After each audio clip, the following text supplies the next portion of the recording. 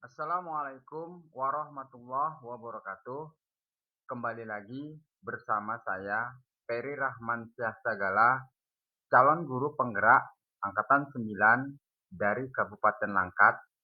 Pada kesempatan kali ini, saya akan memaparkan koneksi antar materi modul 2.2 pembelajaran sosial emosional.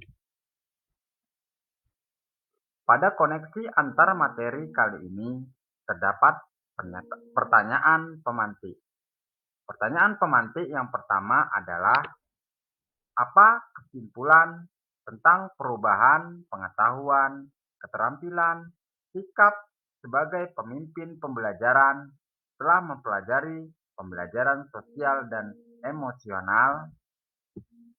Jawabannya adalah sebagai guru, sangat perlu mempelajari materi tentang pembelajaran sosial dan emosional agar dapat memahami, menghayati, dan mengelola emosi atau kesadaran diri, menerapkan dan mencapai tujuan positif atau pengelolaan diri, merasakan dan menunjukkan empati pada orang lain atau kesadaran sosial, membangun dan mempertahankan hubungan yang positif, keterampilan berelasi, dan membuat keputusan yang bertanggung jawab, pengambilan keputusan. Hal tersebut sesuai dengan 5 kompetensi sosial dan emosional yang harus dimiliki. Guru sebagai pemimpin pembelajaran harus menerapkan kelima kompetensi sosial dan emosional tersebut agar dapat mewujudkan pembelajaran yang nyaman, menyenangkan bagi murid dan menciptakan karakter murid yang berbudi pekerti luhur, sehingga akan terjadi perubahan positif pada diri murid, baik secara pengetahuan, keterampilan, dan sikap. Pertanyaan pemantik yang kedua, apa kaitan pembelajaran sosial dan emosional yang telah Anda pelajari dengan modul-modul sebelumnya?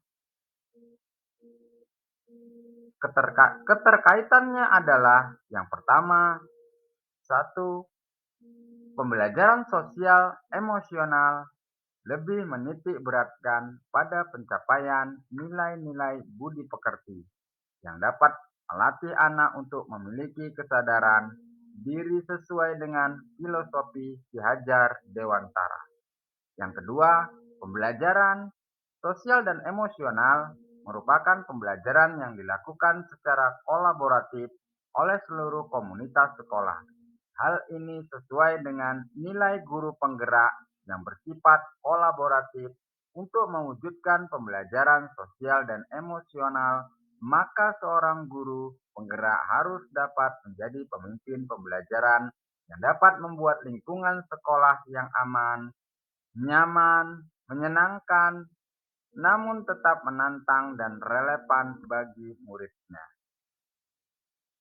3. Pembelajaran sosial dan emosional dapat terwujud jika seorang guru penggerak memiliki visi yang dapat menciptakan perubahan budaya positif, sehingga dapat menghasilkan anak didik yang berkarakter. Yang keempat, pembelajaran sosial dan emosional sangat-sangat erat kaitannya dengan pembelajaran berdiferensiasi, karena satu sama lain menekankan pada kebutuhan belajar anak yang harus dipenuhi agar menghasilkan murid yang bertanggung jawab. Dan yang kelima, seluruh modul saling terikat untuk demi wujudkan pembelajaran yang berpihak pada murid sesuai profil pelajar Pancasila. Di modul koneksi antar materi ini terdapat juga pertanyaan lanjutan. Pertanyaannya adalah yang pertama, sebelum mempelajari modul ini, saya berpikir bahwa hingga setelah mempelajari modul ini ternyata sebelum mempelajari modul ini, saya berpikir bahwa pembelajaran hanya bertujuan untuk merubah pengetahuan dan keterampilan anak saja, sehingga pembelajaran terfokus pada pemenuhan nilai belaka. Setelah mempelajari modul ini, ternyata belajar dapat mengubah karakter secara psikologis, sehingga anak akan memiliki kesadaran diri yang tinggi untuk dapat memahami perasaan diri dan orang lain, memiliki manajemen diri untuk dapat mengelola emosi, memiliki kesadaran sosial sehingga peduli dengan orang lain, memiliki kesadaran berelasi agar dapat berkomunikasi secara efektif dengan orang lain dan dapat mengambil keputusan yang bertanggung jawab terhadap pilihan-pilihan yang ada. Pertanyaan lanjutan yang kedua adalah berkaitan dengan kebutuhan belajar dan lingkungan yang aman dan nyaman untuk memfasilitasi seluruh individu di sekolah agar dapat meningkatkan kompetensi akademik maupun kesejahteraan psikologis atau well-being. Tiga hal mendasar dan penting yang saya pelajari adalah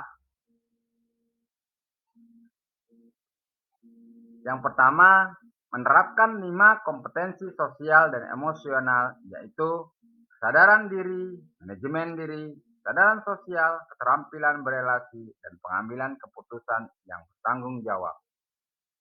Menerapkan praktek kesadaran penuh, mindfulness, dengan menggunakan teknik stop, take a breath, observe, and process, atau teknik lain yang sesuai.